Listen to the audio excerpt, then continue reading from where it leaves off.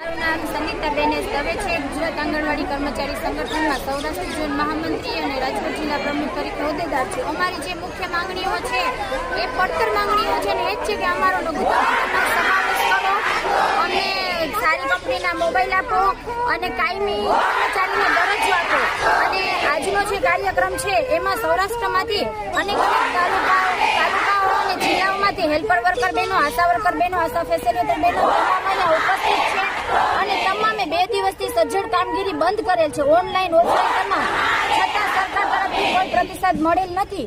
જો આવી સરકારની નીતિ રહેશે તો આનાથી પણ ઉગ્ર આંદોલન કરશું અને મજબૂર કરશે અમને. તો અમે છેલ્લે એવો પણ નિર્ણય કરીએ કે ચૂંટણીનો પણ બહિષ્કાર કરીએ. સરકારે અમારી વાત સાંભળવી પડશે. જો સરકાર એવું માને કે અમે થાકી જશું, હારી જશું, તો થાકવાના નથી, હારવાના નથી, પરંતુ આનાથી પણ ઉગ્ર આંદોલન કરશું. કેવું ફોન વાપરો છો? ક્યાં ફોનની ડિમાન્ડ છે? અત્યારે અમને